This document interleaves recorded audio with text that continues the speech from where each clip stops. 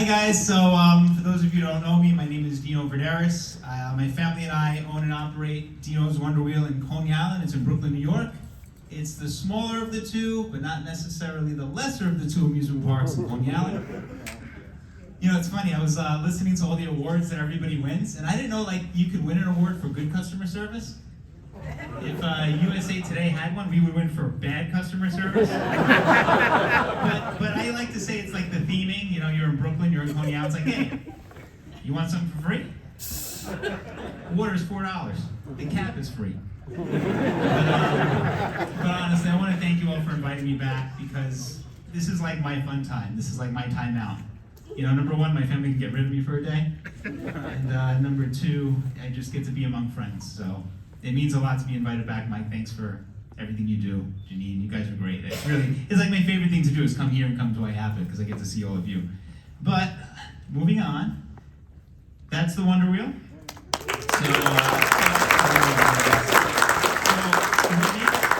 Check 1, 2. Our claim to fame.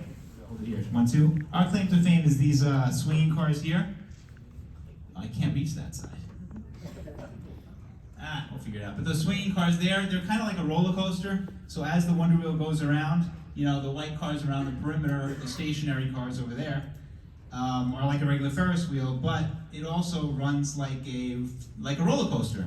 So it was based off of Leonardo da Vinci's perpetual motion machine. So if you ever look that up, it looks kind of like that.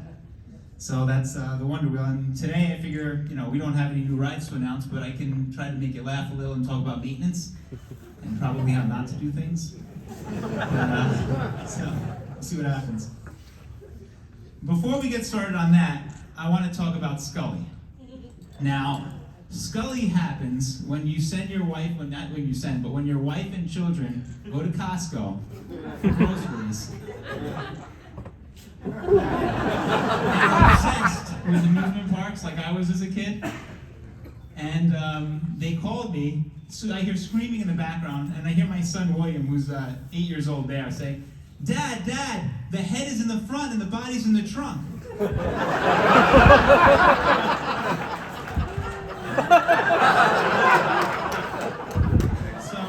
that's kind of how I grew up. They're wearing seatbelts. I told my wife maybe she can keep that in the car and get in the HOV lanes. Yeah, that's and that's where Scully came from. Now I also want to, you know, not to focus on my kids, but you know, number one, I love them, and number two, they're pretty damn funny. So this is what my second son Stefanos brought home from art class. I don't know what that is, but it's happy. You know, I don't know if it's a mound of dirt, a tree, or a piece of whatever, but it's a happy piece of whatever. And, you know, there's Stefanos again, drawing a car.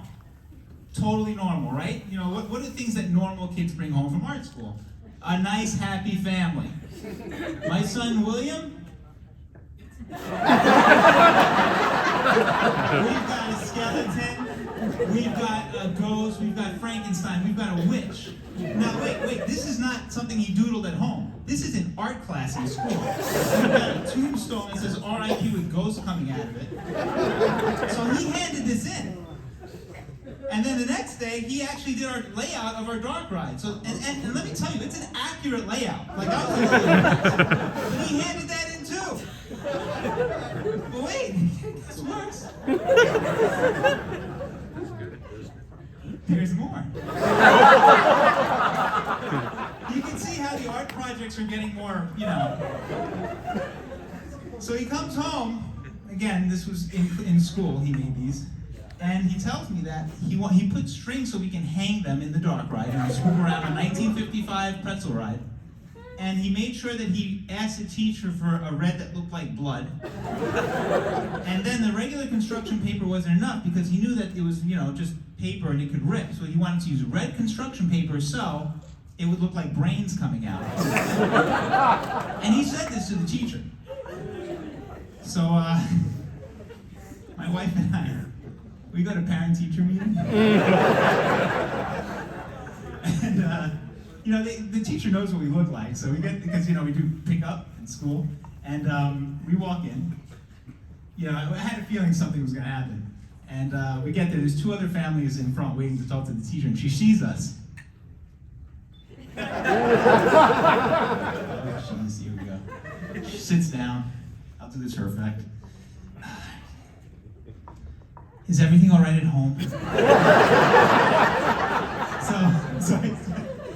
So we explained what, everything, and everything's cool, and my sons still get to see me 24 hours a day for now. But anyway, now back to actual amusement park stuff. This is our shop. So the cool thing about our shop is it's actually on the 1st floor, and the park is on the 2nd floor. So we're on a platform. So underground, underneath our kiddie section is our shop. So in the summertime, it's storage, and in the wintertime, it's our maintenance shop. So you see all the gondolas for the Ferris wheel lined up there. Every year, the gondolas get stripped apart. You can see that we're priming everything. We're changing panels, we're changing brackets. We're by the ocean, things rust out pretty quickly. We're changing out the wooden seats, planks, panels. You can see those are the steel shafts there. And every year, those shafts are taken out and they're NDT, it's non-destructive testing. And basically, you hook it up to a magnetic field, you spray some metal particles on there, and if there are, and there hasn't been, knock on wood, any cracks, not just on the surface, but subsurface, that test will pick it up. But the Wonder Wheel's never gonna, it's so overbuilt. We just started NDTing it because, we were NDTing everything else, we might as well check that, even though it was 80 years without a problem. And the shafts are replaced every 20 or 30 years just because, it wears out when you put them in and out of the ride, but otherwise they're fine. Those are the gondolas. Now the gondolas, think about like a suspended coaster where the vehicle hangs behind from above. Same system with the Wonder Wheel is you have the wheel carriers like a roller coaster, and then the gondolas hang under it. So the wheel carriers on top, and then the gondolas are going to hang under it. Every year those get taken apart. We measure the diameter of the axles here. We measure the bushings here. We look at the polyethylene or whatever it is coating on the wheels. That's something that we changed when we took over in the 1980s. It used to be steel on steel, and it was loud. It did probably move a little faster, don't tell anybody that, but it's a lot less wear and tear on those 104-year-old tracks to have some rubber there, and it is a little bit of a smoother ride. Then after we're done, we just bag everything up, and we know it's good to go for next year. And here's a picture of that, we call them the carriages, of the wheel assemblies. The car's gonna go under there, and that's what it looks like before we put the car on. And one thing I thought was cool is right here, if you can see, this is in 1918 they designed this, 1920. It has an upstop wheel. So that's a pretty cool thing. It's just like a roller coaster with an upstop wheel. I'm not sure, who did it first, but there it is on a Ferris wheel. And here's my brother putting on one of the cars. I'll show you guys how we put the cars on every year, the carriages. So there's my brother Teddy, and that's his supervisor Ringo.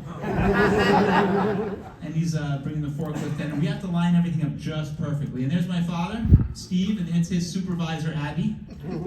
So we got Ringo Star, Abbey Road. See what we did there? But yeah, we're big Beatles fans. So that's my father putting in one of the shafts, and it has to be perfect. Like the car needs to be perfectly straight. And the funny thing about the Wonder Wheel is it's not perfect, it's perfectly imperfect. Because everything was done by hand, so even the tracks are different. So like those wheels, sometimes there's spacers in there. There are no 2 wheels are the same on the Wonder Wheel, so we can't just take out a wheel and put in another wheel. We have to measure that wheel that we took off, put one in that's similar, and make up the difference with like shims and spacers. Because the tracks are all a little different. Each car swings a little different. So does that mean there's 16 different credits to be had? I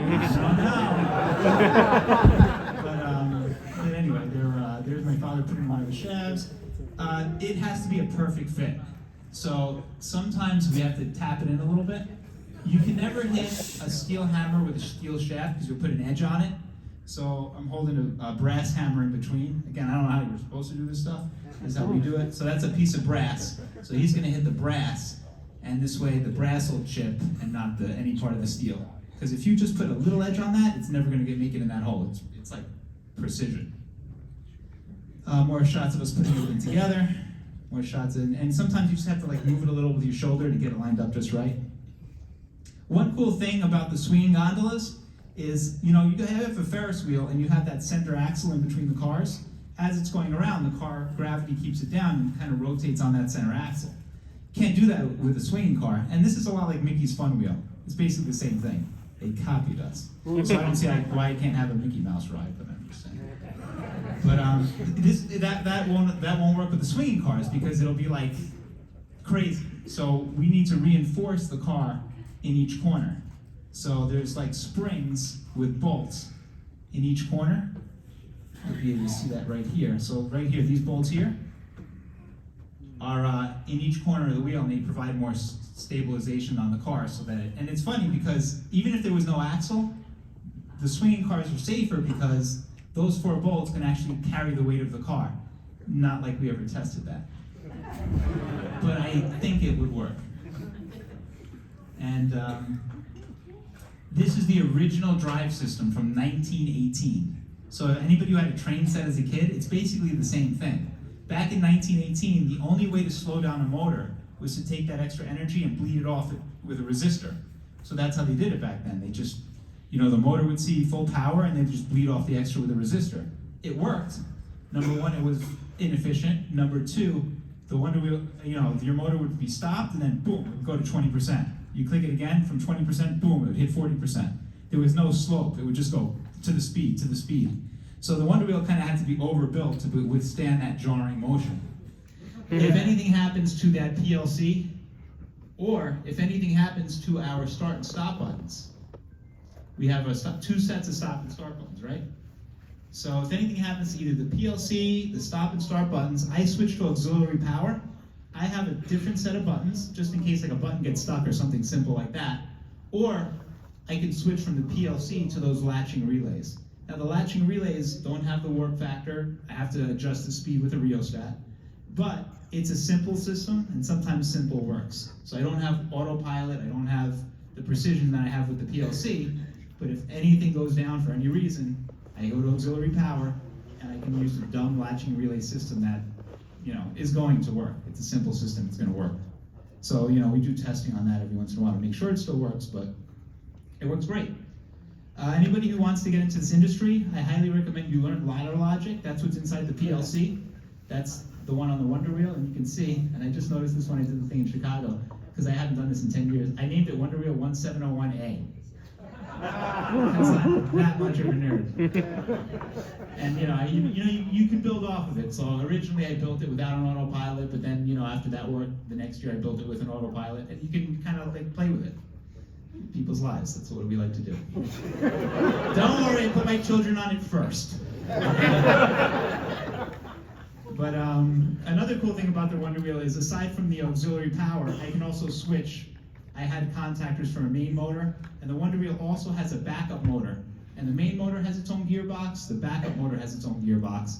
They both have their own brakes, so even if the motor failed, we just turn a switch. Instead of the olden days where we had to move wires, we turn a switch, the computer switches everything over to the backup system, we're up and running again. So even if the motor fails, we have backups. So here's what the motor room looks like. This is the main motor, but the backup motor looks exactly the same.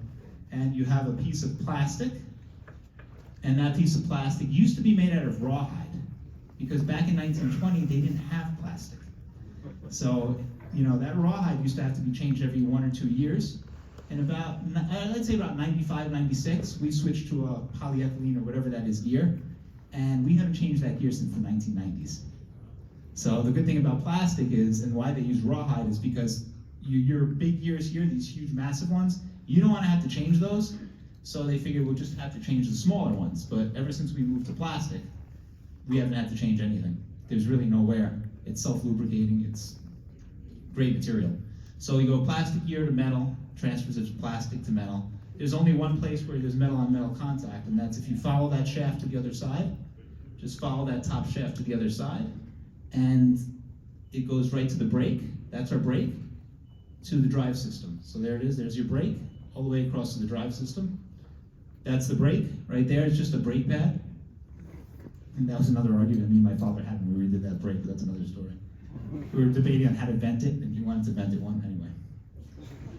This is something I wanted to show you guys. This is the original patent from 1920. So you can see it's a little different, but still pretty cool. And here's a picture of my father and me. That's my father in 1985, after we just bought the wheel, and there's me in about 2015. And I'll show you why this is cool. This is a cool picture. So you see it turning? Mr. Knoble, I'm gonna have a question for you in a second. You ready? Okay, so here you can see it turning on the rollers. See how it turns on all those rollers? All the way supported there. Mr. Knoble, see if you can tell me, what roller coaster will you be seeing now?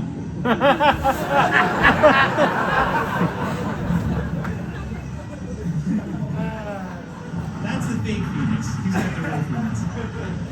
But anyway, there it is on the other side. So there's our axle, and it's on that big solid piece of green.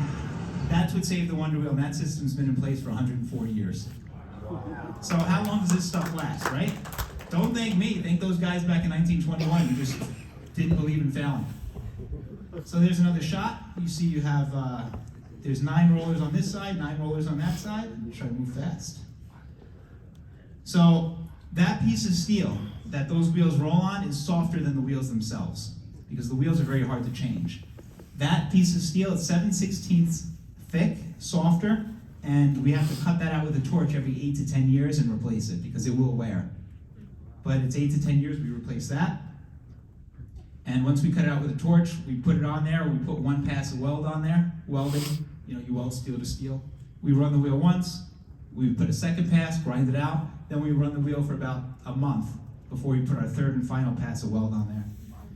Now, those wheels last 40, 50 years, but you do have to change them every 40 or 50 years. So remember that picture I showed you when my father was there? That was him changing those wheels. The picture of 2015 was when he sent my whatever up there to change them. They didn't need changing, but he says, before I die, go do it. So how do we do it? This is the axle that is broken, remember? Take a look at how high it is off the ground there. We put that green jack underneath the axle and actually jack up the 1/2 of the wheel at a time. Then we put those shims underneath the main axle and lower it. What that does is it lifts the wheel up off the wheels. So now that we have the weight off, it's on that axle, but that axle is strong enough to support the weight of the Wonder Wheel without the dynamic swinging and without the cars on there. So it still works. And then you see how it's split there, the casting? So the day before, we go up there and we loosen all the bolts. Now they haven't been taken out for 40 or 50 years, so yep. We make sure that everything's loose. Sometimes you hit them with heat, and that loosens them up a little bit. We do all this the day before. We want to plan a whole day. And we take out all those bolts. Okay. 5 minutes to take it through it. And then once everything's loose, again we have to go on the other side. So this is us sitting on the platform on the other side. It's fun, and it was windy. So whether people said it was going to be windy, they lie. It was windy. But there's the main axle. I photoshopped it out. It was there. You didn't see it? Now I ran out of time to show you. We were just taking the wheels out. Again, it was 20. I didn't know. I wear it now all the time. Now I have kids. My wife will kill me if I don't die. But so that's just pulling those wheels out. And these wheels were still good. Again, they were 30 years old. They probably would have lasted another 30 years, but we had to learn how to do it. So my father sent us up there to do it. And here's another video of how we separate that casting. Because you lift it up an inch, you still have to separate that casting in order to be able to pull those wheels out. And you can see there's still barely any wear on those wheels. Look, you see that brass part, those scold parts? Those are the bushings that have been in there for 30, 40 years, and they had no wear on them. So we hook like a C-clamp. Those wheels are like 90 pounds, 100 pounds each. You put the C-clamp on there and you just pop them right out. And again, we're working on the A-frame, and the Wonder Wheel's being suspended by those small little shims, so you hope it's not too windy. But then we pop out the old wheels, and we weren't even going to change the brass bushings in there because they were fine. But if you take something apart once every 40, 50 years, you might as well change everything. So we torched everything out, cut everything out. We replaced those pins that hold the bushings in place, and we replaced the bushings. But when I tell you there was less than a millimeter of wear on those things, that's like less than a 16th of an inch, there was no wear on those things. They were fine. And that's a credit to our maintenance team. And then we just pop in the new wheels. So there it is. That's just popping in the wheels. 3 more minutes, I think I'll make it. So there you see we put in the new bushings. I mean, there wasn't really any wear on them, but we changed them anyway because we were up there and we had to make sure that we knew how to do it. Hey, since we named the coaster after you, if you have a Ferris wheel, you can name it Wonder Wheel.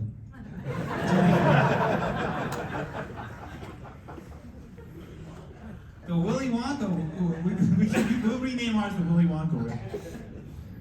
So there you see on the other side, we do the same thing. And once all the wheels are done, we bring those two castings back together. And that's called a come along. You hook up one end to one side, one end to the other, and you basically bring everything back together. And it's just sitting on an I-beam, on a big casting on a big I-beam, and that's it.